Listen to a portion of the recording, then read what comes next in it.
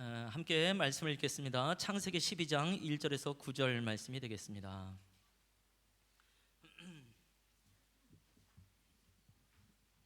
창세기 12장 1절에서 9절 말씀인데요. 우리 같이 1절서부터 9절까지 합독을 하도록 하겠습니다. 함께 말씀을 읽습니다. 여호와께서 아브라함에게 이르시되 너는 너의 고향과 친척과 아비집을 떠나 내가 내게 보여줄 땅으로 가라. 내가 너로 큰 민족을 이루고 내게 복을 주어 네 이름을 창대하게 하리니 너는 복이 될지라. 너를 축복하는 자에게는 내가 복을 내리고 너를 저주하는 자에게는 내가 저주하리니 땅의 모든 족속이 너로 말미암아 복을 얻을 것이라 하신지라. 이에 아브라함이 여호와의 말씀을 따라갔고 롯도 그와 함께 갔으며 아브라함이 하란을 떠날 때에 75세였더라.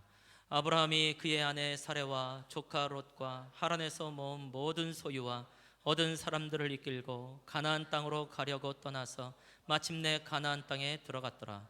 아브라함이 그 땅을 지나 세겜 땅 모래 상수리 나무에 이르니 그때 가나안 사람이 그 땅에 거주하였더라. 여호와께서 아브라함에게 나타나 이르시되 내가 이 땅을 네 자손에게 주리라 하신지라. 자기에게 나타나신 여호와께 그가 그곳에서 제단을 쌓고 거기서 베델 동쪽 산으로 옮겨 장막을 치니 서쪽은 베델이요 동쪽은 아이라. 그가 그곳에서 여호와께 제단을 쌓고 여호와의 이름을 부르더니 점점 남방으로 옮겨갔더라. 아멘. 오늘도 우리가 주의 보좌 앞에 있는 줄로 믿습니다. 맨 처음 읽었던 말씀 그대로 주님이 계신 집에 우리가 있는 줄로 믿고요, 또 주의 영광이 머무는 곳에 우리가 있는 줄로 믿습니다. 아멘. 우리 옆에 분의 얼굴 보고 한번 인사합니다. 축복합니다. 사랑합니다. 한 주간 잘 사신 것 같네요. 표정들이 다들 밝아서 얼마나 감사한지 모르겠습니다. 오늘은 또 1년 만에 특별한 또 손님들이 오셨어요. 작년에도 아마 요맘때쯤 함께 온 것 같습니다. 환승교회 성도님들인데요, 그때도 찾아가는 예배로 함께 참여를 했는데 오늘도 또 왔습니다. 우리가 몇 주 전에 흩어지는 사랑방 사역으로 우리도 그런 시간을 가졌는데, 여기 교회는 이제 찾아가는 예배, 저희랑 이름만 다를 뿐이지 하는 짓은 똑같다라는 생각을 하게 됩니다. 우리 잠시 자리에서 일어나면 박수로 환영하도록 하겠습니다. 8분 오셨습니다.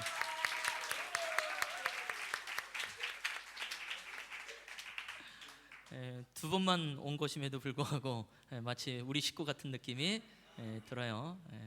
뭐 M&A 뭐 이런 거 있더라고요. 그리고 그 이미 이제 이곳에서 이제 인천 화요 모임을 한 2달 전인가요? 한 달 전인가 그때 했었는데, 또 이분들이 많은 분들이 예선단 인천 화요 모임의 또 팀원들이기도 합니다. 그래서 아마 또 저희 교회가 또 익숙지 않을까라는 생각을 해보기도 하는데요. 예배 후에 함께 식사하면서 또 좋은 교제의 시간이 됐으면 좋겠다라고 말씀을 드리고 싶습니다. 혹시 이제 저를 보면서 눈치를 채신 분은 아시겠지만 제가 지금 맨발로 이제 슬리퍼를 신고 있습니다. 최대한 감추려고 애를 써봤는데 이게 잘 안 되더라고요.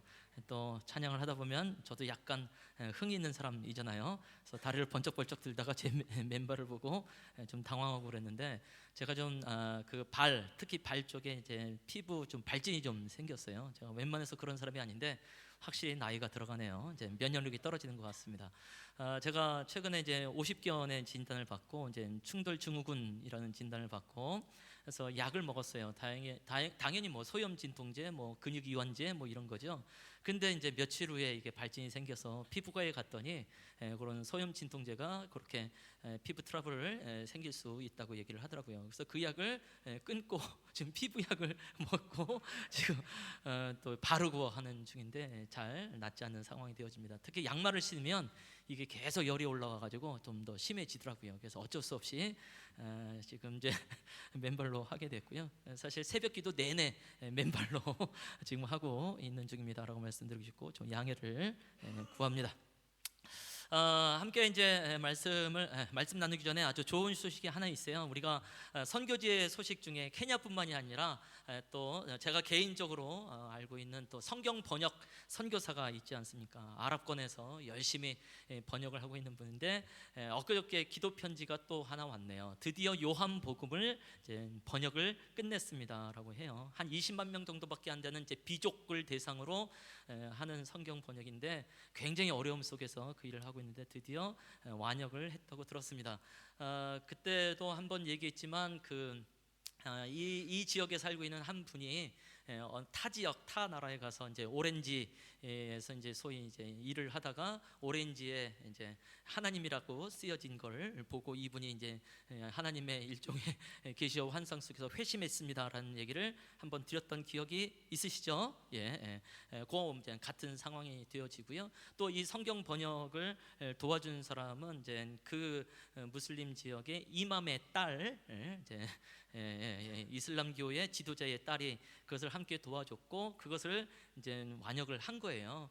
그래서 번역하는 과정에 아무래도 이제 당신이 알고 있었던 진리와 성경에서 말하는 진리에 이제 충돌이 일어나는 부분이 있어서 좀 갈등도 하긴 했지만 그래도 완역을 할 수 있었다고 이제 감사하고 여전히 그 자매를 위해서 기도하고 있지요. 그러니까 우리로 말하면 주지승의 딸을 위해서 이제 제가 기도하고 있다 뭐 이렇게 봐도 될 정도로 또 아름다운 시간이 되어지는데 무엇보다도 번역을 해가면서 특히 요한복음이 예수 그리스도에 대해서 명확하게 말씀을 하고 있으니까 아마 그 자매 안에 예수님에 대한 새로운 이해와 또 그래도 말은 안 하겠지만 좀 인격적인 만남이 있었지 않았을까라는 생각을 해보게 됩니다. 그래서 언젠가는 이 선교사를 꼭 저희 강단에 한번 모셔서 그 메시지를 듣고 싶다라고 다시 한번 말씀을 드리고 싶습니다. 그동안 이제 기도에 대한 설교를 쭉 해 오다가 이제 오늘서부터는 이제 달리 가겠습니다. 이제 창세기 말씀을 통하여서 아브라함을 보면서 또 우리의 믿음의 조상들을 보면서 하나님이 믿음의 사람들을 어떻게 믿음의 사람 되게 하시는가라는 부분을 함께 보기를 원합니다. 새벽 기도 때에 이제 창세기를 쭉 한 챕터씩 지금 하고 있고요. 그 다음에 이제 다음 주서부터는 이제 이삭에 관해서 이제 보게 됩니다. 또 이제 우리가 성경 공부를 하는 사람들이잖아요. 또 성경 공부가 지금 또 요 과정에 또 있기도 합니다. 맨 처음에 그 성경 공부 대해서는 이게 한 3주 전에 끝났어야 되는 건데 계속 여러 가지 상황 속에서 좀 못하게 되면서 아마 오늘 하는 성경 공부하고도 조금 이렇게 겹치지 않을까라는 생각을 해보긴 하는데요. 어쨌든 함께 말씀을 창세기를 통해서 은혜를 나눠보기를 원합니다. 일단 지도를 하나 좀 보는데요. 아주 유명한 지역입니다. 딱 보면 금방 아시는 분도 계시겠고 좀 한참 보셔야 되는 분도 계실 텐데 일단 초록색으로 되어져 있고요. 이 부분을 뭐라고 말하냐면 이제 비옥한 초승달 지역이라고 말합니다. 이 초록색으로 된 부분이 달로 따지면 약간 초승달 같은 느낌을 갖기 때문에 그렇고요. 굉장히 비옥한 땅이다라고 말하게 되었습니다. 그럴 수밖에 없는 것이 지금 이제 이집트, 제가 볼 때 왼쪽에 있는 이 이집트, 그렇죠. 이런 거 써야죠.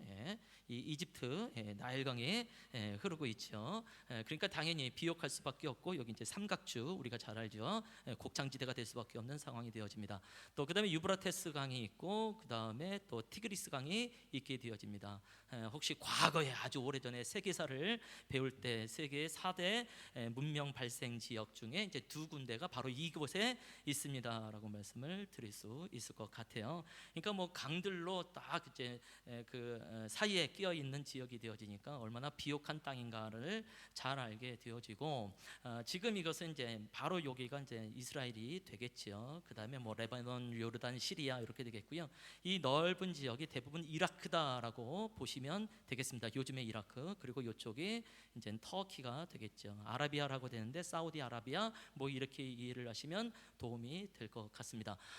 이 지도를 우리가 봐야 되는 이유가 있다고 한다면 성경에 나오는 모든 이야기들, 모든 사건들은 그냥 거의 100%이 지도 안에서 이루어지는 일이기 때문에 우리가 이 지도를 좀 눈여겨보는 것이 중요합니다라고 말씀을 드리고 싶고요. 우리가 나누게 될 아브람 같은 경우도 결국 잘 보면 아까 지도하고 함께 연결이 되어지잖아요. 아브라함이 갈대아 우루 갈대아 우루 지역에서 하나님께서 부르셔서 요거 유브라테스 강을 따라서 쭉 가서 하란이라는 곳에 머물고요. 여기서 당신의 아버지가 돌아가시고 나서 하나님께서 다시 부르셔서 드디어 가나안 땅으로 가게 되고요. 문제 때문에 애굽으로 갔다가 다시 돌아오고 이곳에서 정착하는 모습을 발견하게 됩니다. 집중력이 어마어마하네요.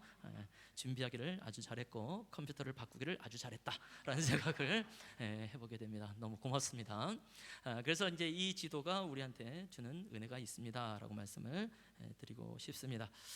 다시 이제 설교의 부분으로 이제 한번 나가 보는데요. 참고 삼아 함께 보시면 되겠고요.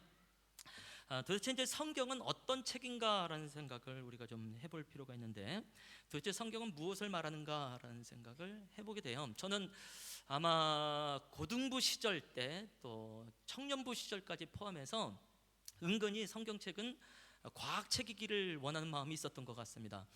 제가 또 워낙 또 공대 출신 아닙니까? 전혀 이해가 안 되시겠습니다만 제가 제법 수학을 잘했던 사람이고 그러니까 대학에 올라가서 굉장히 망한 사람이긴 하지만 수학이 그렇게 좀 재밌고 흥미가 좀 있었던 사람이에요. 그래서 과학에 상당히 또 많이 끌리기도 했던 사람이고, 그래서 성경에 나오는 어떤 현상들이 어떤 이야기들이 과학적으로 증명이 된다고 한다면 굉장히 막 흥분하고 좀 그랬었던 것이 있고, 그러다 보니까 당연히 창조론과 진화론에 있어서도 신경을 좀 많이 쓰게 되어지고, 성경에서 창조론을 어떻게 지지하고 있는가 이런 자료들을 보게 되면 또 흥분을 하게 되어지고, 그러다가 창조과학회가 나오게 되니까 막 격려하게 되어지고 막 기도하게 되어지고 뭐 이런 시간들을 가진 때가 있었던 것 같아요. 근데 시간이 지나면서 성경을 보면서 알게 되는 건 뭐냐면 성경은 과학책일 수가 없구나라는 생각을 하게 되더라고요. 물론 과학에 대한 자료를 많이 제공하긴 하지만 성경에서는 과학을 증명하려고 그런 이야기를, 그런 사건들을 만든 건 아니다라는 것을 알게 되어졌죠.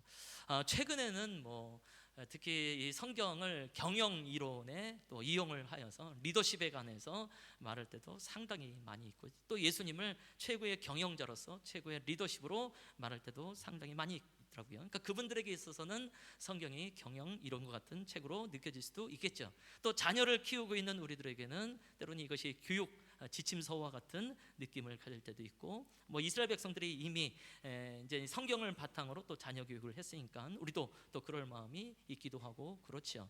뭐 어떤 분들은 그야말로 이제 역사책이기도 하고 뭐 다양하게 표현할 수 있겠는데요. 성경에서는 그 모든 것보다도 제가 함께 성경을 읽으면서 딱 세 가지로 성경이 말하고 있습니다라고 말씀을 드릴 수 있을 것 같아요. 첫 번째, 성경은 하나님을 알려주는 책입니다라고 말씀을 드리고 싶습니다. 우리가 그리스도인으로서 아니면 그리스도인이 아니라 할지라도 하나님을 알고 싶다고 한다면 당신은 성경을 읽으십시오라고 말씀을 드릴 수밖에 없는 것이죠. 그래서 우리 교회가 올해서부터 이제 1년 1독 운동을 하고 있는 중이고, 지금 이제 시편에 들어와 있습니다. 지난주도 말씀드렸지만 욥기서 들어오면서 그 모든 습관이 확 무너지게 되어지면서 왠지 저만 혼자 읽고 있다라는 느낌을 갖게 되어집니다. 뭐 그것이 증명이 되는 것이 뭐 우리 가족만 해도 뭐 저만 읽고 있거든요. 죄송합니다. 반드시 이따가 또 책망을 듣게 될 겁니다. 아무튼 뭐 이런 상황 속에 우리가 있어요. 이제 정말 하나님을 알기를 원한다고 한다면 우리가 성경을 읽으시기 바랍니다. 저는 성경을 읽으면서 너무너무 좋아요. 어떤 분이 저보고 그랬어요. 목사님이 그 모든 성경의 장 하나하나를 다 요약해서 하는 거 보니까 나중에 성경 전체에 대해서 책을 쓰시려고 하나 이렇게도 말씀하셨지만 뭐 그럴 만한 뭐 작품은 절대로 아닌 상황이 되어지고, 성경을 읽으면서 하늘을 많이 알아가게 되어지고 그야말로 삶의 지혜도 정말 많이 알고 또 극복할 수 있는 은혜가 참 많이 있더라고요. 그런가 하면 두 번째로 이제 사람에 대해서 말하는 것이 또 성경이다라는 것을 알게 되어집니다. 그러니까 사람을 잘 알고 싶으면, 인간을 잘 알고 싶으면 우리는 성경을 읽으셔야 됩니다라고 말씀을 드릴 수 있겠죠. 그야말로 인간의 기원이 어떻게 되는가, 또 인간은 사람은 무엇을 가치 기준을 가지고 살아가야 하는가, 뭐 이런 부분이 나오고, 인간의 종말은 어떻게 되는가, 그것이 성경에게 가득하게 나오게 되어지니까 성경을 통해서 통해서 자신을 발견하고 또 사람을 알아갔으면 좋겠습니다. 다시 한번 말씀드립니다. 우리 예성교회는 올해 1년 1독 운동을 하고 있습니다. 그래서 성경을 잘 알게 되어지면 그 안에서 나를 발견하게 되어지고 또 사람을 알게 되어지고 사람에 대한 이해의 폭이 훨씬 더 커집니다라고 말씀을 드릴 수밖에 없습니다. 세 번째, 이제 이 부분을 우리가 좀 나누게 되어지는데요. 이것은 첫 번째와 두 번째를 합한 겁니다.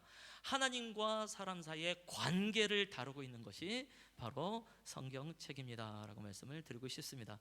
하나님과 한 개인의 관계를 다룰 뿐만이 아니라 하나님과 가정, 하나님과 부부, 하나님과 또 뭐 사회, 더 나아가서 하나님과 나라라고 하는 이 큰 공동체의 이 관계를 다루는 것이 또 성경의 내용이다라고 말씀을 드릴 수 있을 것 같습니다. 그래서 세 가지. 첫 번째는 하나님에 대해서 말합니다. 두 번째는 인간에 대해서 말합니다. 세 번째는 하나님과 인간의 관계에 대해서 말을 하고 있습니다라고 말씀드리고 싶습니다. 자, 그 중에서 이제 세 번째를 함께 나누게 되어지는데, 하나님과 사람 사이의 관계를 말할 때 이제 중요한 단어가 있는데요. 그것은 바로 언약이라는 겁니다. 언약. 아주 쉽게 말하면 약속이라고 말하게 되어지고, 오늘 설교의 제목도 약속이라고 되어져 있지요.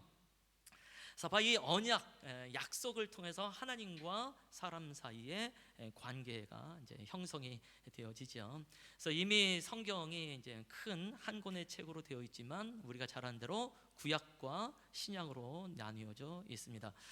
구약은 그야말로 옛날 언약, 옛날 약속이라고 보시면 되겠고, 신약이라는 것은 새로운 언약, 새로운 약속, 현재 약속, 이렇게 이해를 하셔도 전혀 이제 상관이 없습니다라고 말씀을 드릴 수 있을 것 같아요. 이것을 아주 잘 보여주는 것이 이제 출애굽기 24장하고 마가복음 14장이 될 텐데요. 일단 출애굽기 24장 8절 말씀을 같이 한번 읽어보겠습니다. 시작.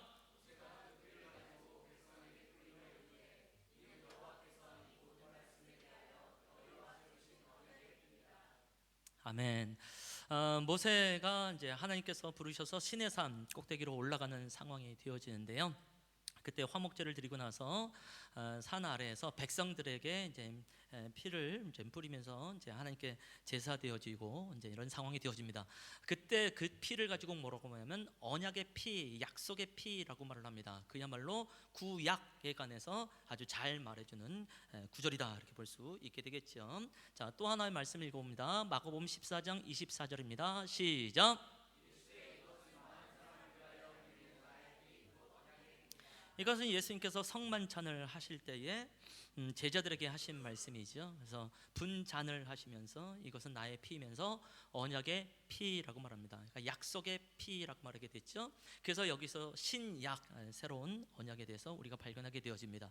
그래서 구약에서 이제 출애굽기 24장 8절 말씀이 중요하고, 신약에선 마가복음 14장 24절 말씀이 중요합니다. 그래서 구약과 신약이라는 이해를 가지시면 좋겠다라고 말씀을 드리고 싶어요. 자, 근데 이 언약, 이 약속이라는 것은 이제 법정 용어로 가게 되어지면 사실은 계약이라고 말을 해야 되겠죠. 계약이라고 할 때 항상 쌍방간에 그 의무, 이행 의무, 위행 의무가 충분히 있을 때 이것은 계약을 하게 되어지죠. 그래서 하나님과 이제 사람 사이에 맺게 되어진 언약인데, 다시 말해서 이 언약이라고 하는 것은, 약속하는 것은 서로 간의 책임 하에 이제 수행을 해야 되는 건데요. 과연 인간이 이 언약을 지키는가, 인간이 이 언약을 잘 수행을 하는가, 이행을 하는가 하는 것에 대해서는 일단 우리는 의문점을 갖게 되어집니다. 다른 말로 하면 인간은 과연 신뢰할 만한가, 과연 인간은 믿을 만한가. 하나님께서 인간을 믿을 만하다고 생각하여서 하나님이 인간과 계약을 체결하고 약속을 하고 언약을 한 건가? 그것은 아니다라는 것을 이미 우리가 잘 알게 되어지죠. 결국 이런 언약의 메시지를 통해서 우리가 알게 되는 것은, 이 언약의 주도권은 사람에게 있지 않다. 이 언약의 주도권은 철저하게 하나님께 있습니다라고 말할 수밖에 없는 것 같아요. 요즘은 이제 많이 이해가 되는 표현이긴 한데요. 제가 20년 전일 것 같아요. 이제 일본으로 이제 선교행을 갔다가 그 미군 지역 안에 주일날 있는, 이제 주일날 미군 지역 안에 있는 교회에서 예배를 드리게 됐던 것 같아요. 그때 뭐 당연히 설교를 이제 미국 목사님이 하셨죠. 제가 알아들은 것 같지는 않아요. 지금 생각하면 누군가가 옆에서 통역을 해준 것 같아요. 그런데 그 메시지는 워낙 좋았었던 기억이 납니다. 뭐라고 말하냐면 하나님은 신뢰의 대상이고 사람은 사랑의 대상입니다. 이 두 가지 주제를 계속해서 반복적으로 말씀했는데 굉장히 큰 은혜가 되어지고 굉장히 큰 지혜가 되어졌죠. 요즘에 이런 말들이 원체 많이 나옵니다. 또 심지어 뭐 방송에서도 이런 표현이 나오죠. 물론 그 하나님에 대한 얘기는 아니지만 사람은 신뢰의 대상이 아니라 사람은 사랑의 대상입니다. 그래서 사람을 믿지 마십시오, 사람을 신뢰하지 마십시오, 이런 얘기들 많이 나오게 되어지고 또 교회에서도 많이 하게 되어지고 특히 소풍교회에서 신앙생활을 하셨던 분들은 김창희 목사님을 통해서 많이 들었을 거라고 생각을 합니다. 저도 말씀드립니다. 하나님은 신뢰의 대상이 되어지고 사람은 사랑의 대상이 되어집니다. 사람에 대해서 태도를 신뢰의 대상으로 바꾸게 되어지면 우리의 삶은 굉장히 어그러지게 되어지고 큰 문제 가운데 빠지게 되어집니다. 제가 전에도 한번 말씀드렸던 것 같아요. 내가 정말 저 사람을 신뢰했는데 신뢰가 깨져가지고 상처를 받았다. 상처받은 사람이 잘못된 거라고. 어떠되고 함부로 하나님을 신뢰하냐고, 사람을 신뢰하냐고. 하나님도 그 사람을 신뢰하지 않는데 당신이 하나님보다 위대하냐고. 그래서 사람을 신뢰하면 안 된다고. 우선 상처 치유가 필요한 것이 아니라 회개가 필요한 거라고 말씀을 드렸던 기억이 어설프게 있긴 한데요. 정말 그렇지 않나라는 생각을 해보게 됩니다. 사람 믿지 마십시다. 사람 신뢰하지 마십시다. 어차피 사람은 신뢰 대상이 아니기 때문에 그렇죠. 그래서 항상 교회는 이제 불신 사회가 되어야 됩니다라고 말씀을 드리게 되는 것이고, 자, 그래서 우리 서로 얼굴 보고 한번 인사하십시다. 난 당신을 신뢰하지 않습니다. 당신을 믿지 않습니다. 또 나를 믿지 마세요. 또 나를 신뢰하지 마세요. 서로 한번 인사하십시다. 우리는 다짐을 하는 거예요. 네, 당신 안 믿습니다. 또 나도 믿지 마세요. 뭐 마음 같아서는 저를 향해서도 그렇게 하시면 좋을 것 같아요. 난 당신을 믿지 않습니다. 그래야 저도 아멘. 저도 뭐 봉빈 집사님 안 믿어요. 아주 괘씸합니다 그냥. 그래서 오로지 우리의 신뢰의 대상은 하나님밖에 없지요. 사람은 사랑의 대상이에요. 그래서 사랑하다 보면 재미있는 것은 신뢰해 주게 되더라고요. 약간 이게 이제 뭐 언어 장난 같은 느낌이 있지만 신뢰하는 것과 신뢰해 주는 것은 좀 차이가 있는 것 같아요. 그래서 내가 정말 너를 못 믿지만 사랑하기 때문에, 근본적으로 사랑하기 때문에 한번 신뢰해 주마. 그래서 한 번 더 기회를 주마라고 말을 할 수 있는 것 같아요. 그래서 다시 한번 서로 얼굴 보면서 나는 당신을 사랑합니다라고 인사해 주시고요. 당신을 신뢰해 드리겠습니다. 신뢰해 주겠습니다. 나를 좀 신뢰해 주십시오. 당신이 나를 알지 않습니까? 내가 믿을 만한 존재가 못 된다는 것을. 그러나 당신이 나를 사랑한다고 한다면 신뢰해 줄 수 있는 거 아니겠습니까? 한 번만 나에게 더 기회를 주시면 안 되겠습니까? 그래서 신뢰하는 것과 신뢰해 주는 것은 좀 차이가 있고, 신뢰해 준다는 것은 근본적으로 사랑이라는 것이 바탕이 되어야만이 가능합니다라고 말씀을 드리고 싶고요. 오늘 환승교회 성도님들이 굉장히 은혜를 많이 받는데 서로 신뢰해 주시고 사랑하시면 좋을 것 같습니다. 그래서 오로지 우리의 신뢰의 대상은 이제 하나님밖에 없다라는 것을 알게 되어지는데요. 그럼 우리는 도대체 하나님의 무엇을 믿는가? 하나님의 무엇을 우리는 신뢰를 하는가? 그것은 다른 것이 아니라 언약과 관련되어서 언약에 있어서 신실하신 하나님을 신뢰합니다라고 말씀을 드리는 겁니다. 그래서 언약이라는 단어가 아주 중요하게 되어지고, 그 다음에 함께 나오는 것이 신실이라는 단어가 굉장히 중요합니다라고 말씀을 드리고 싶은 것이죠. 신실하신, 언약에 신실하신 하나님이 이 모든 언약의 주도권을 갖고 계시고 그 하나님이 반드시 그 언약을 이루어 나가십니다라고 말씀을 드리는 것이죠. 신실하다라는 것이 이제 조금 더 다양하게 표현이 되어져야 이해가 될 것 같아요. 그래서 저 나름대로 한번 표현을 해봤는데요. 신실하다는 것은 처음과 끝이 동일하다는 의미가 되겠죠. 변함이 없다는 말이 되겠죠. 거짓말하지 않는 것이 되겠고, 주변 환경이나 사람의 말과 행동에 휘둘리는 것이 아니다라는 것을 알게 되겠고요. 충성스러움을 말하는 것이고 성실하다는 것을 말하게 되어지고, 한 번 정했으면 환경과 사람과 상관없이 끝까지 가는 것이 그야말로 신실함이 아닌가라는 생각을 해보게 되는 거죠. 그러니까 당연히 이 영역에 있어서 부합되는 부분은 우리 하나님밖에 없는 것을 발견하게 되죠. 인간의 영역이 결코 아니다라는 것을 알게 되어지죠. 저도 신실한 목사가 되고 싶어서, 신실한 그리스도인이 되고 싶어서 얼마나 발버둥을 했겠습니까? 한때는 나름 나는 신실한 사람이야 라고 생각도 왜 안 했겠습니까? 근데 어느 순간 내 삶을 돌아보면 결코 그렇지 않은 모습이, 저의 연약함과 저의 아주 고집스러운 부분들이 분명히 있는 것을 보고, 그것을 통하여서 진짜 다른 사람이 나를 신뢰하지 못하도록 만드는 일들이 있는 것을 보면서, 이게 신실하다라고 하는 것이 나의 영역이 아니라 하나님의 영역이다라는 것을 알게 되어지고, 그저 그런 신실하신 하나님을 닮아가려고 그나마 애를 써야 되는 것이 우리의 모습이 아닌가라는 생각을 해보게 되는 것입니다.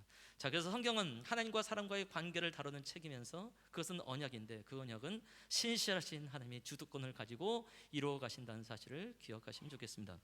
그럼 도대체 이 언약이 어떤 언약이냐? 오늘 우리가 본 창세기 12장 1절에서 3절에 있는 말씀이 아주 유명한 언약이 되겠지요. 창세기에는 이제 여러 언약들이 나오게 됩니다. 여러 약속들이 나오게 되어집니다. 그런데 창세기에 나오는 이 모든 언약, 이 모든 약속이라는 것은 사실은 그 배경이 출애굽하고 있는, 이제 출애굽을 한 광야 생활을 하고 있는 이스라엘에게 그 역사적 배경을 갖고 나가게 됩니다. 그래서 창세기를 우리가 함께 보지만 먼저는 출애굽기 말씀을 보고 나서 창세기로 가야 되는 입장이 되어집니다. 왜냐하면 창세기를 이제 과연 창세기는 누구를 위한 책인가라고 생각해 보면 그래요. 창세기는 당연히 오늘날 우리의 성도가 읽으면서 은혜 받게 되어지니까 우리를 위한 책이기도 하죠. 그러나 맨 처음 모세가 이제 창세기를 기록할 땐 누구한테 읽히기 위해서, 누구한테 들려주기 위해서 창세기를 기록을 했는가가 가장 중요하게 되겠죠. 이것을 원독자라고 표현을 합니다만, 우리가 성경을 읽을 때는 이제 나한테 와닿는 말씀도 굉장히 중요하지만, 이때 당시 이 성경의 기록은 과연 누구에게, 맨 처음 누구에게 전해주려고 이것을 기록했냐를 아는 거예요. 굉장히 중요합니다라고 말씀을 드리고 싶고, 앞으로도 계속해서 원독자라는 표현을 하게 될 거고, 저자의 의도, 기록자의 의도라는 표현을 계속해서 하게 될 것 같습니다. 그러니까 모세가 기록을 했으니까 모세는 창세기의 사람이 아니잖아요. 출애굽을 하고 나서 그 다음에 이제 광야 생활 속에서 지도자의 삶을 살았으니까, 그때 당연히 모세가 기록을 했을 때는 그때 당시 광야 생활하고 있는 이스라엘 백성들, 좀 더 구체적으로 말하게 되어지면 출애굽을 했던 1세대, 홍해 사건을 봤던 1세대는 광야 40년 동안 다 죽게 되어지죠. 그래서 이제 가나안 땅으로 다시 들어가게 될 출애굽의 제2세대를 위한 메시지입니다, 이야기입니다, 기록입니다라고 이해를 하시면 우리가 성경을 이해하는데 조금이 도움이 될 거라고 생각을 합니다. 430년 동안 이들이 이제 노예 생활을 했지요. 말이 430년이지 우리가 사실 계산이 안 됩니다. 우리 민족은 430년 동안 남의 나라에 노예 생활을 해본 적이 없기 때문에 우리가 보통 조선 시대를 600년이라고 말을 하거든요. 그러니까 600년 빼기 170년을 하게 되면 430년이 되어집니다. 그 모든 세월을 그냥 종살이로, 노예로 있었다고 생각을 하면 그래도 조금 더 와 닿지 않을까라는 생각을 해보게 되는데요. 이것은 어떻게 보면 그 태어날 때부터 노예이죠. 그리고 아버지도 노예이고 할아버지도 노예이고 증조 할아버지, 고조 할아버지도 노예이고 거의 10대에 걸쳐서 노예일 가능성이 큽니다. 그때 당시에 사실 이제 고고학적인 이제 자료에 의하면 평균 수명이 40에서 50살이라고 얘기를 하네요. 성경에는 워낙 장수하는 사람들이 많다 보니까 우리가 잘 모르긴 하는데, 그때 당시의 평균 수명에는 40에서 50, 그러니까 430년 동안 종살이를 했다는 얘기는 거의 10대에 걸쳐서 종살이를 했을지도 모르겠죠. 그래서 과연 이 출애굽을 하고 있는 이 사람들 안에 그 아브라함의 자손이라고 하는, 이스라엘이라고 하는 정체성이 있었을까라는 생각을 이제 굉장히 많이 하게 되어집니다. 오히려 노예 근성, 우리가 흔히 많이 말하고 듣고 있는 노예 근성이 훨씬 더 이들을 지배하고 있었지 않을까라는 생각을 합니다. 그 얘기는 몸은 출애굽을 했지만 생각은, 마음과 습관은 여전히 애굽에 머물러 있는 이스라엘 백성들의 모습을 우리가 먼저 떠올릴 필요가 있겠지요. 그래서 문제가 발생하게 되어지면 항상 애굽을 들먹입니다. 애굽에선 이런 음식을 먹었는데, 애굽에선 이렇게 살았는데, 죽을 만한 상황이 되어지면 애굽에 매장지가 없어가지고 우리를 여기까지 끌고 왔느냐, 뭐 이렇게 불평하게 되어지고, 결정적으로 금송아지를 만들게 되지 않습니까? 금송아지를 만들 수 있는 이 정보, 그런 걸 이들이 어떻게 알았을까요? 그러니까 애굽 사회가 이미 금송아지를 숭배했다는 것을 알게 되어지겠지요. 애굽에는 많은 신을 섬겼는데요, 소의 형상을 만들어 놓고 섬기게 됐습니다. 하토르라고 하는 이름의 이제 소의 형상의 이제 우상을 섬기기도 했죠. 그러니까 그 모습을 보면서 이들이 여전히 몸은 떠나 있지만 이제 마음과 그들의 생각은 완전히 애굽에 매여져 있는 사람들이라는 것을 알게 되어지고, 우리는 그래서 자연스럽게 노예 근성이라고 말할 수밖에 없는 것 같아요. 그러면서 설교를 준비를 하면서 그런 생각을 했습니다. 하나님께서 애굽에 이제 10가지 재앙을 내렸잖아요. 과연 10가지 재앙이 애굽을 심판하기 위하여서 10가지 재앙을 내리신 건가? 그 생각이 안 들더라고요. 그게 아니라 이스라엘을 향한 그냥 메시지인 것 같아요.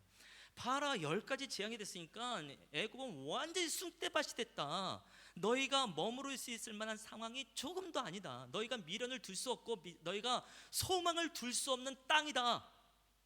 그러니까는 자기들이 보기에도 이 땅을 떠나는 게 나은 거죠. 그래서 오히려 이 10가지 재앙이 일어난 것이 아니겠는가. 철저하게 처음서부터 강권적으로 이 사람들 안에는 애굽의 이 노예 근성을 뽑아내기 위해서 하시는 것이 10가지 재앙이 아닌가라는 생각을 하게 될 정도로 이들은 애굽에 깊이 묶여 있었습니다라고 말씀을 드릴 수밖에 없는 것이죠. 출애굽을 했어요. 약 2개월의 시간이 지났습니다.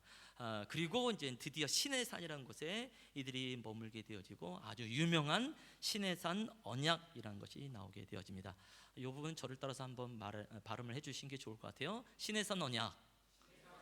한 번 더, 시내산 언약. 출애굽기 19장 5절에서 6절 말씀인데요. 이것도 같이 한번 한 목소리로 읽어보도록 하겠습니다. 다 함께 시작. 세계가 다 내게 속하였노니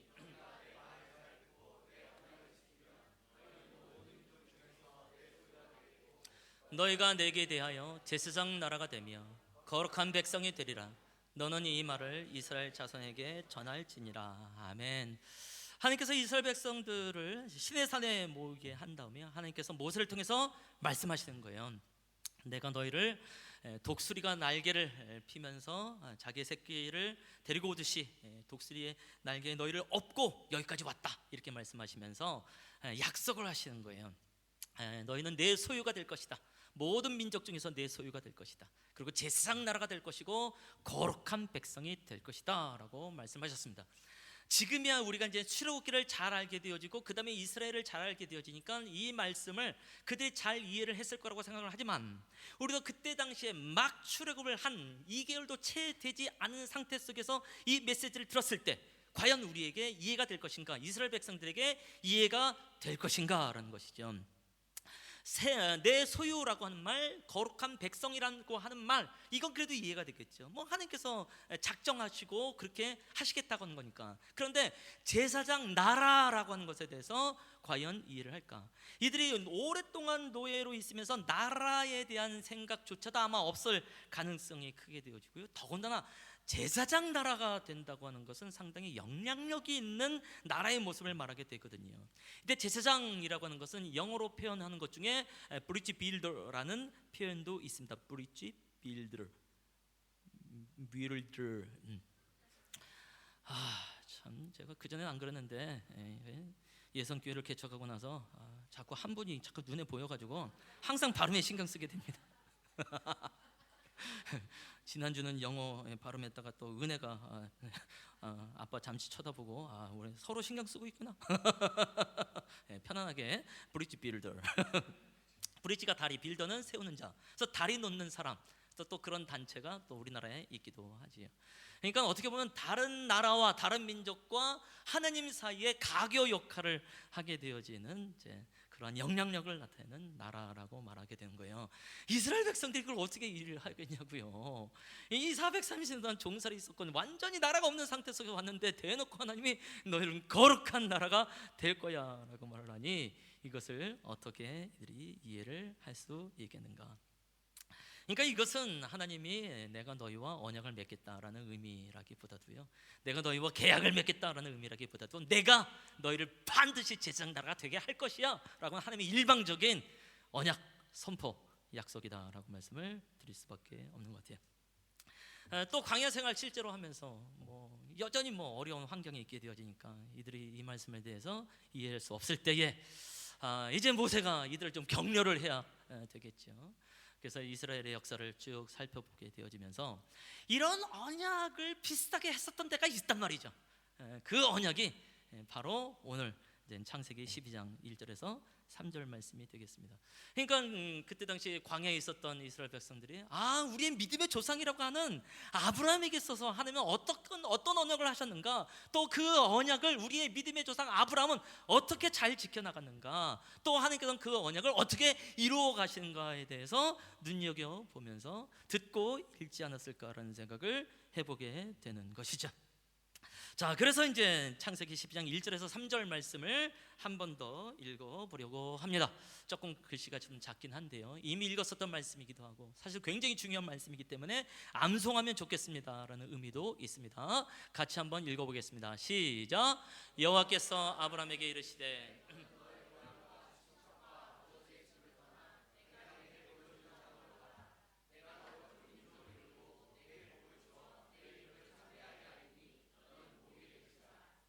너를 축복하는 자에게는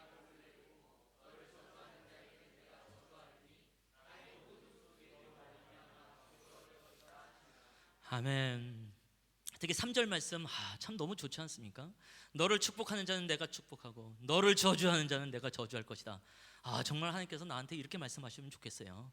제가 축복하면 모두가 복을 받고 내가 또 다른 사람이 나를 저주하면 하나님이 막 저주해주고 얼마나 좋겠습니까? 할렐루야. 어떻습니까, 우리 문 목사님? 아멘입니까? 그래서 우리가 안 되는 거예요. 이때 아브라함이 굉장히 기뻤을 것 같아요. 세상에 나를 축복하는 자를 하나님이 축복하신다고, 나를 저주한 자를 하나님이 저주한다고, 그럼 내가 싸울 일이 아니네. 일단 격려가 좀 된 것 같고요. 더구나 땅의 모든 족속이 너로 말미암아 복을 얻을 것이다. 이거 엄청난 메시지죠. 그래서 이제 수많은 사람들이 선교적인 의미로서가 됐던지 기복신앙으로 됐던지 이 말씀을 우리가 이제 선언할 수밖에 없는 것인데, 어쨌든 여호와 하나님께서 아브라함에게 말씀하셨던 것은 이제 세 가지로 말을 할 수 있을 것 같아요. 땅, 보여줄 땅으로 가라. 첫 번째가 땅이 되겠고, 두 번째는 큰 민족을 이루게 될 것이다 이렇게 말씀했고, 그다음에 세 번째는 너는 복이다. 과거에는 복의 근원이다 이렇게 번역이 되어 있지만 지금 번역은 그냥 너는 복이 될지라. 그러니까 너는 복이다. 아브라함 이꼴 복 이렇게 되는 거죠. 우리는 하나님이 이꼴 복이라고 생각하는데 하나님은 오히려 사람에 대해서 아브라함 이꼴 복, 아브라함 너 자체가 복이야. 넌 복이 될 것이가 아니라 너 그냥 자체가 그냥 복이야 라고 말씀을 하는 거죠. 이 세 가지 놀라운 하나님의 언약이 되어지고 하나님의 약속이 되어지는데, 동일하게 과연 아브라함은 이 언약에 대해서 정말 믿음으로 취했을까? 정말 이것을 가지고 감사함으로 이 언약을 이루어가면서 나갔었겠는가? 절대 우리는 그런 상상을 할 수가 없습니다. 왜냐하면 이제 큰 민족이라고 말을 했지만 당장 75세가 됐음에도 불구하고 아들이 없는 상황 속에서 들어갔거든요. 근데 너에게 아들을 줄 것이다 라고 말한 것이 아니라 큰 민족을 이루게 된다라고 말하니 이게 단계가 너무 같잖아요.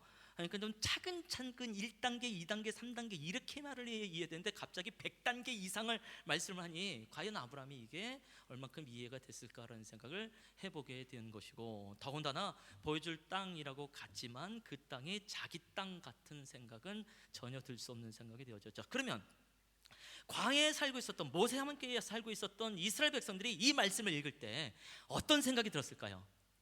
아브라함 우리랑 별 차이가 없네? 우리가 막 출애굽을 하여서 이 언약을 들었을 때 이해가 안 되는 것처럼 우리의 믿음의 조상 아브라함도 그 비옥한 땅에서 마치 탈출하다시피 왔는데 별 차이가 없네? 이건 뭐 땅도 대대로 된 것이 없고 심지어 아들조차도 없는 상황 속에서 이 말씀을 제대로 이해를 할까? 이해가 안 된단 말이죠.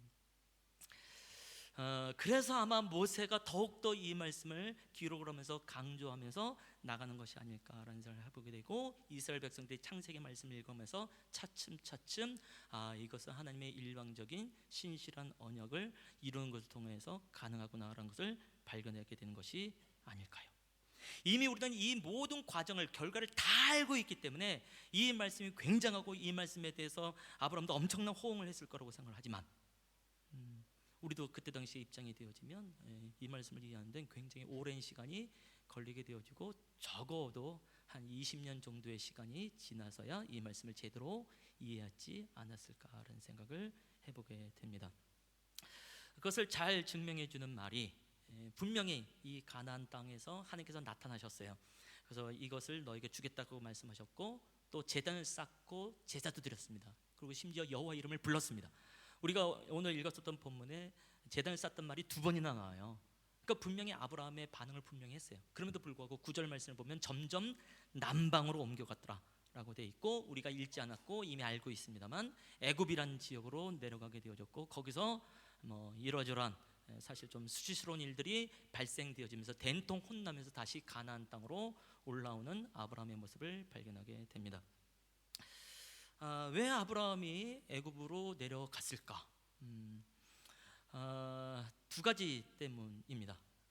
첫 번째는 가나안 사람이 그 땅에 거주했기 때문에 그래요. 6절 말씀을 보면 그때 가나안 사람이 그 땅에 거주하였더라. 이제 하나님께서 말씀하신 땅이니까 내가 주인이야 라고 생각을 했지만 천만에요. 그 당시 아브라함의 그 식구들이 많아봐야 얼마나 많겠습니까? 나름 재산도 있기는 한 사람이었기 때문에 100명 이상이 됐을까? 100명 이하의 사람이 어떻게 그 땅에서 주인 노릇을 할 수 있겠는가라는 생각을 해보게 되고, 그래서 가나안 사람들이 이미 있으니까 쉽지 않은 상황이 되어지죠. 더구나 10절 말씀을 보면 그 땅에 기근이 들었습니다. 그런데 기근이 그냥 대충 있는 기근이 아니라 심히 큰 기근이다, 이렇게 말을 하게 되어집니다. 그러니까 아브라함의 입장에서는 제사도 드렸고 여호와 이름을 부르긴 불렀지만 여기가 아닌가 보다 라는 생각을 할 수밖에 없죠. 이미 그 땅 주인이 있고, 그 다음에 자기가 충분히 어떤 소위 이제 목축을 할 수 있을 만한 어떤 상황의 환경도 아니고 기근이 있게 되니까, 그래서 아브라함을 충분히 이해를 할 수 있다고 보여집니다. 우리도 그런 선택을 했을 거라고 보여지는 것이죠. 근데 한 가지 문제는 하나님께서 원하시지 않았다. 그게 이제 문제일 뿐인 거죠. 그래서 이제 다시 원위치를 해서 오게 되어지고요. 그 다음엔 아브라함은 절대로 가나안을 벗어나지 않는 모습을 발견하게 됩니다. 그때부터 아브라함의 위대함이 이제 나타나게 되어지지요. 하나님의 언약, 하나님의 약속, 하나님의 신실하신 그 은혜가 나한테 미쳐지지 않는 것처럼 보여지는 이유는 2가지인 것 같아요. 항상 그건 사람과 환경. 그건 광야 생활하고 있었던 이스라엘 사람들도 마찬가지가 되는 것이고, 아브라함에게도 마찬가지가 되는 것이겠고, 당연히 오늘날 신앙의 삶을 살고 있는 우리에게도 마찬가지인 것 같아요.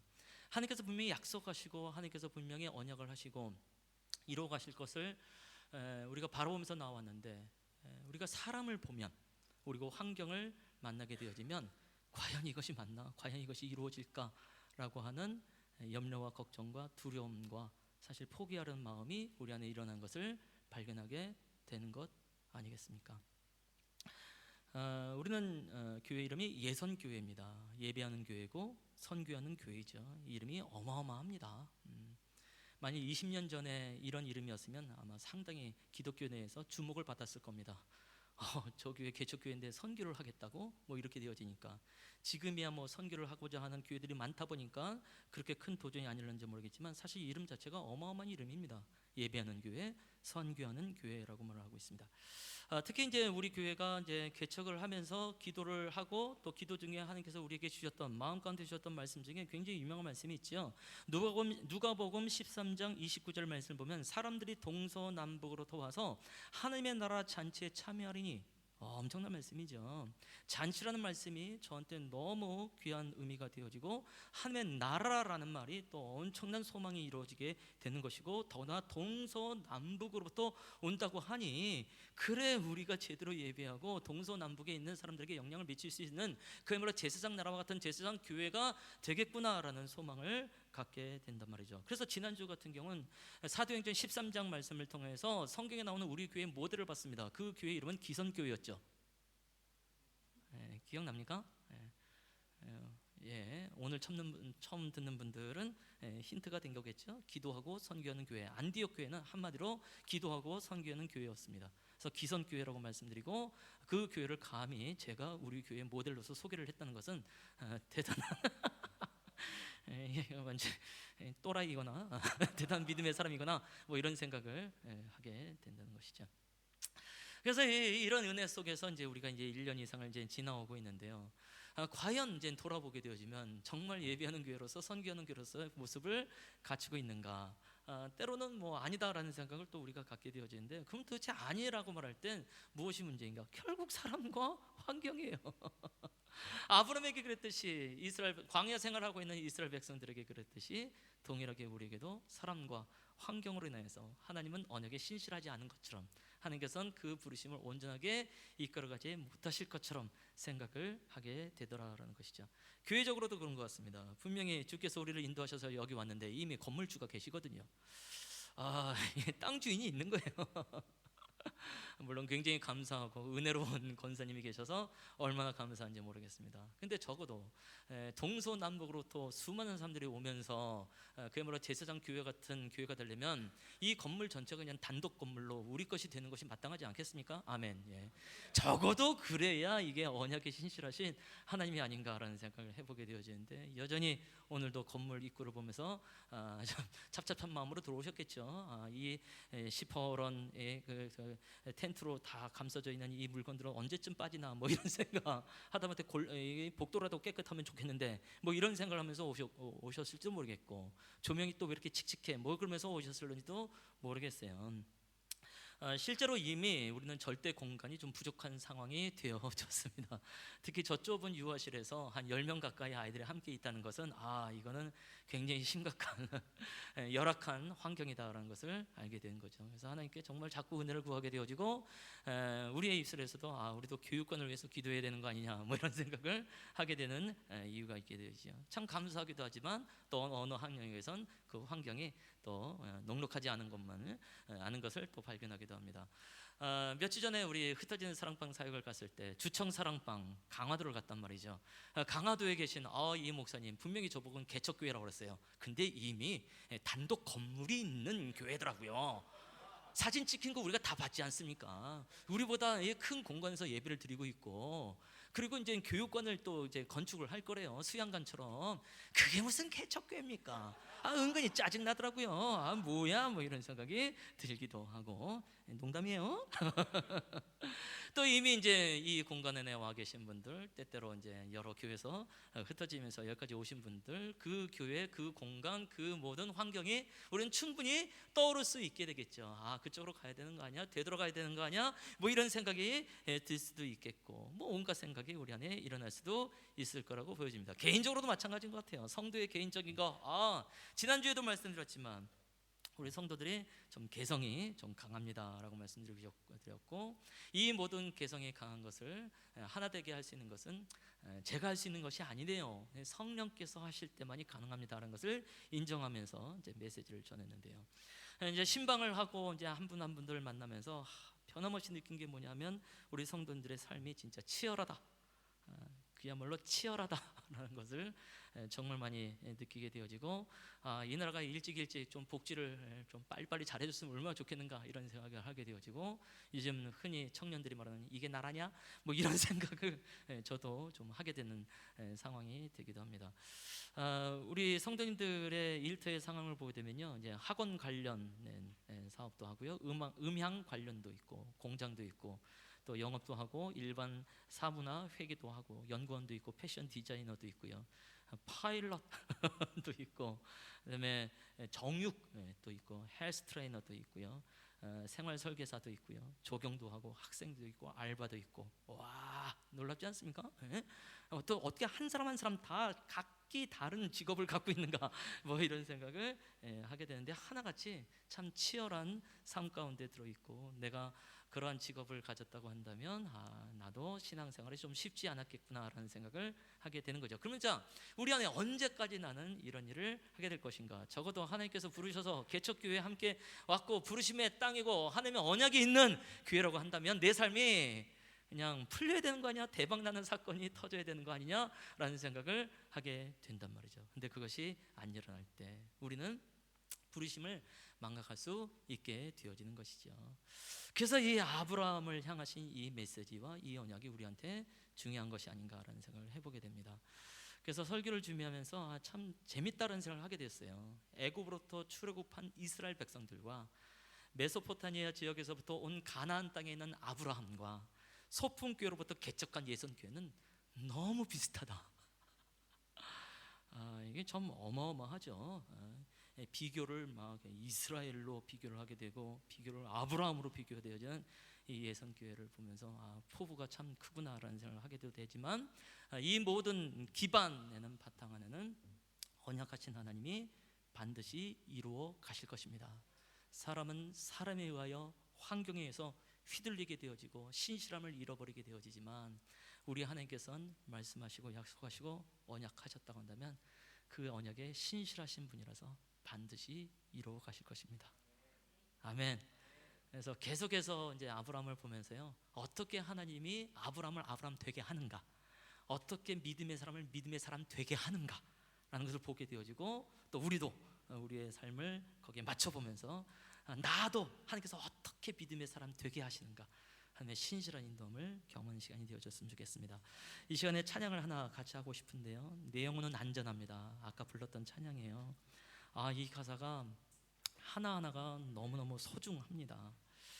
중간에 가사 보면 내 생각을 주께로 돌리고 주시는 평강의 옷을 입습니다 라고 되어 있습니다. 내 생각을 주께로 돌릴 필요가 있는 것 같아요. 주의 언약에 신실하신 하나님께 우리의 생각을 돌릴 필요가 있겠지요. 그리고 주 약속 안에서 내 영혼이 평안한 것입니다. 우리가 평안하기를 원하잖아요. 그것은 주 약속 안에서입니다. 주 언약 안에서이죠. 내 뜻보다 크신 주님의 계획은 나 신뢰합니다. 내가 생각하는 것보다, 내가 뜻하는 것보다 하나님이 더 크신 계획을 갖고 있다는 사실을 기억하시면서 이 찬양을 하고 기도하고 마무리하기를 원합니다.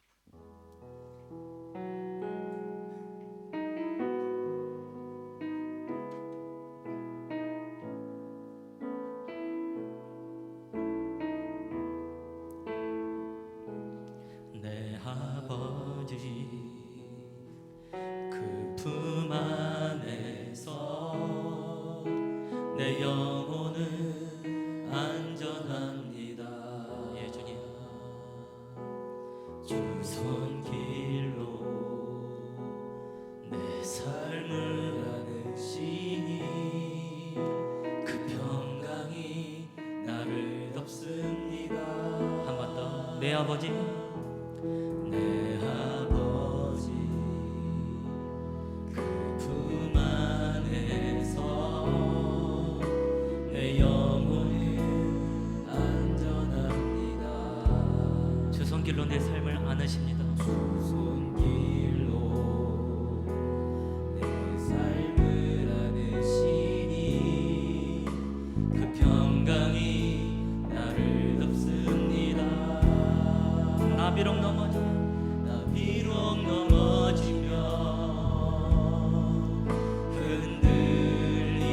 흔들리지만 주 내 안에 거하며 나를 붙드시니 내 생각을 주께로 돌리고 주시는 평강의 옷을 입습니다.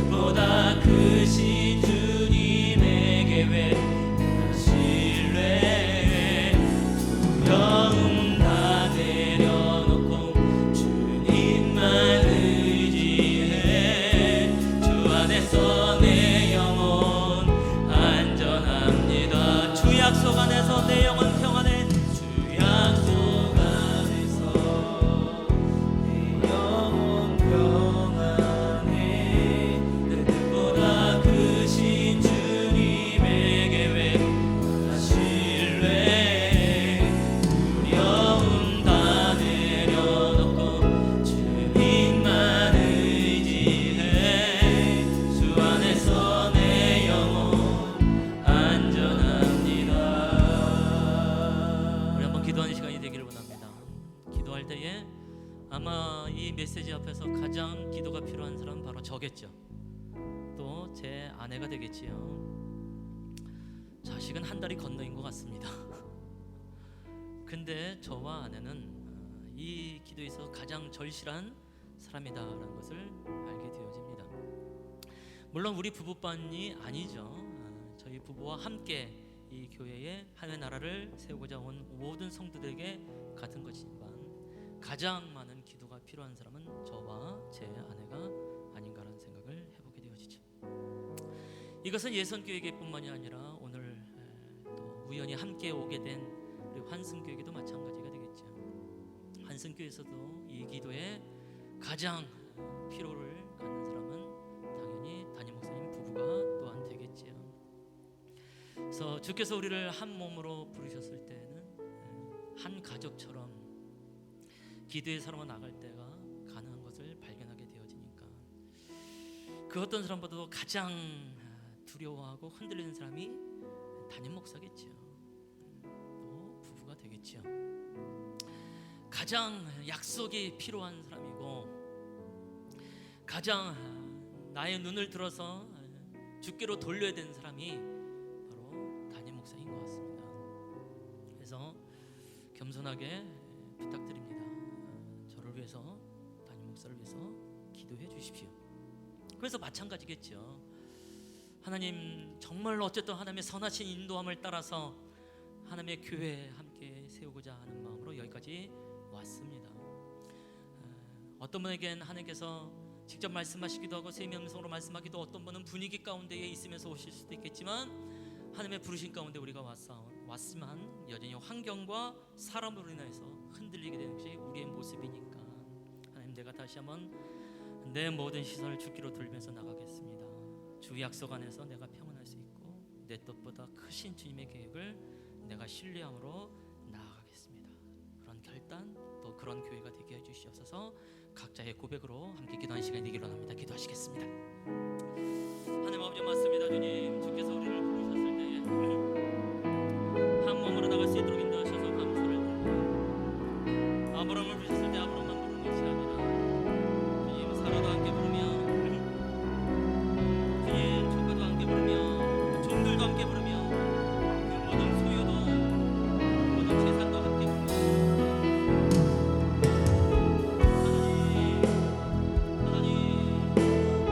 나에게만 속한 영광이 아니라 우리 온 성도에게 속한 영광이 아버지 맞습니다.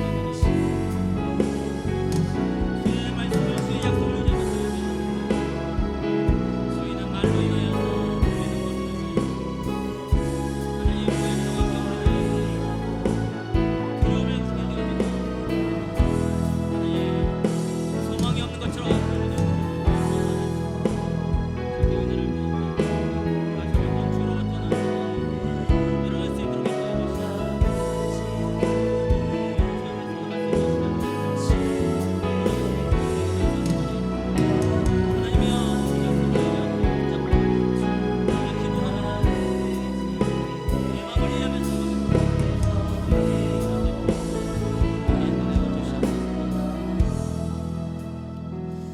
살아계신 하나님 아버지, 우리에게 말씀하여 주셔서 감사를 드립니다. 이스라엘을 통하여서, 아브라함을 통하여서 우리에게 주신 메시지가 있음을 해서 감사를 드립니다.